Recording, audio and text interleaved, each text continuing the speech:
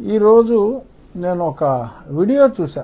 అదేమిటంటే PV Sunil Kumar IPS ప్రముఖ రాజకీయ నాయకుడు కూడా ఆయన అవతారం ఎత్తాలనే ప్రయత్నంలో ఉన్నట్టున్నారు. ఆయన ఏం మాట్లాడారో ముందు ఒకసారి మీకు చూపిస్తాను, ఆ తర్వాత చర్చిద్దాం. మా డిమాండ్ ఇది, మీరు కూడా బాబు సోదరులు కూడా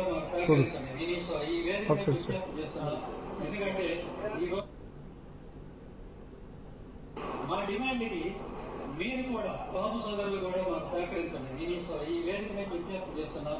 ఎందుకంటే ఈ రోజు రాష్ట్రంలో ఉన్నటువంటి ఒక ప్రధానమైన కులం, అత్యధిక జనాభా ఉన్నటువంటి కులం కాపు కులం, అధికారం కోసం ప్రయత్నిస్తున్న కులం, దాదాపు సక్సెస్ అయిన కులం కాపు కులం. కాబట్టి ఆ సోదరులు కూడా మనతో కలిస్తే మన బలం రెట్టిపోతుంది. కాబట్టి మనం అందరినీ కలుపుకుని పోయి అందరికీ మన ఎజెండా ఏమిటో తెలియజేసి చెప్పండి. మీరు మా దళితవాడ పంచాయతీకి మద్దతు కనిపిస్తే మేము మీకు మద్దతు ఇస్తాం. మీ బాబు నాయకుడిని మీరు ముఖ్యమంత్రిని చేసుకోండి. మా దళిత నాయకుడిని ఉప ముఖ్యమంత్రి చేయండి. మా హర్ష్ కుమార్ ఉప ముఖ్యమంత్రి చేయండి. మా విజయ్ కుమార్ ఉప ముఖ్యమంత్రి చేయండి. మా తేడా శ్రావణ్ ఉప ముఖ్యమంత్రి చేయండి. చెప్పండి. నేనేం కావాలి? నేను ఎన్నికల్లో టికెట్ ఇస్తే కూడా నాకు వద్దు, దళిత వాడ పంచాయతీ కావాలని నేను టికెట్ వదిలికుంటేనే ఆ మాత్రం హామీ వచ్చింది. ముఖ్యమంత్రి అంటే 2 సంవత్సరాలు ఇదిగో తర్వాత అట్లా కాదు, 5 సంవత్సరాలు ఆయనే ఉంటారు. అలాంటి ముఖ్యమంత్రి కావాలి.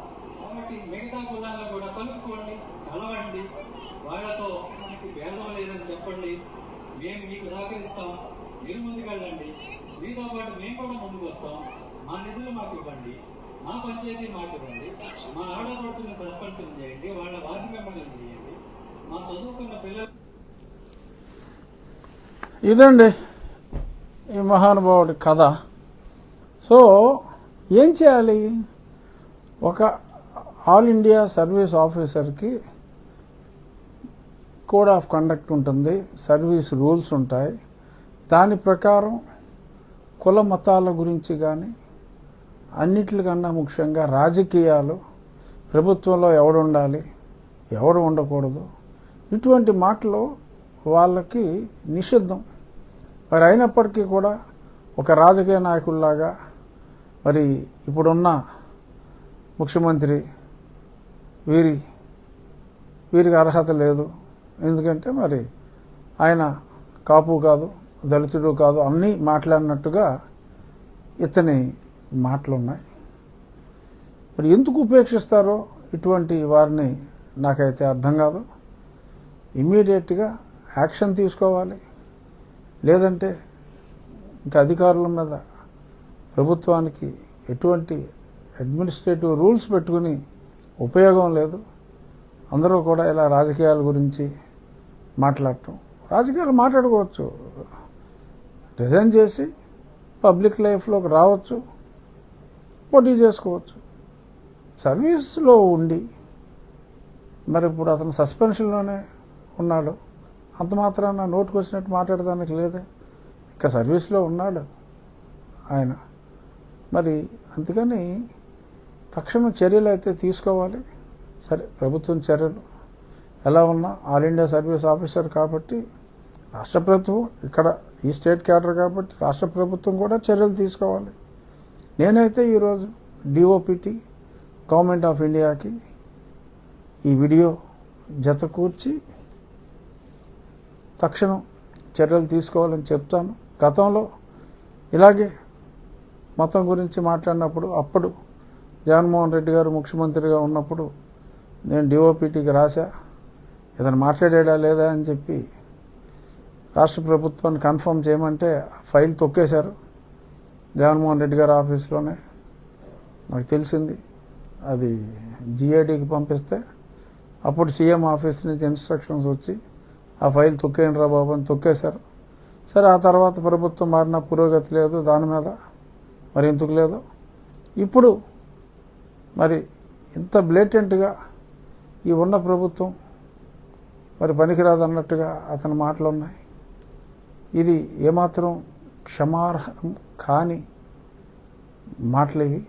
సో తక్షణం ఐఎమ్ షూర్ రాష్ట్ర ప్రభుత్వం కూడా స్పందిస్తుందని అనుకుంటున్నాను.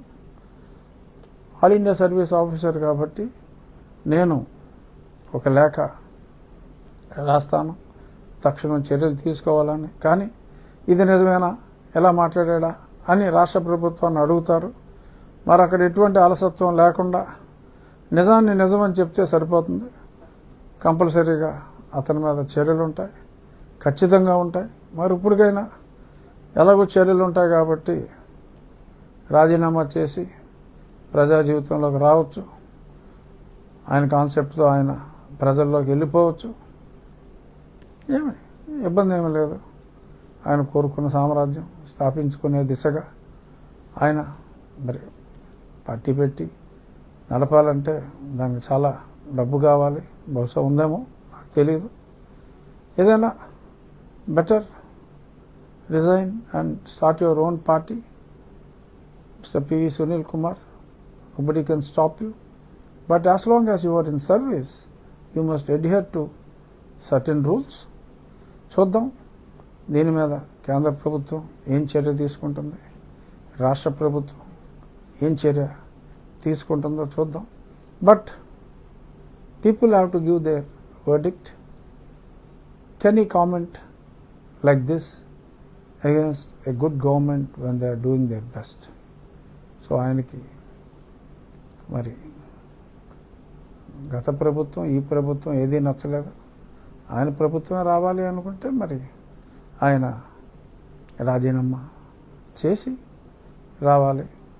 ఇలాగ మాట్లాడి మరి గతంలో చేసిన అరాచకాలకి మరి రేపు 4వ తారీఖు పిలిచారు. చూద్దాం ఏమవుతుందో. ఇంకో 3 రోజులే సమయం ఉంది. ఇటువంటి అత్యుత్సాహం సర్వీస్లో ఉండగా చేయటం సమంజసం కాదు అని చెప్తూ డెఫినెట్గా ఈసారి చర్యలు ఉండాలి అని చెప్పటం ఈ వీడియో యొక్క ఉద్దేశం. Thank you.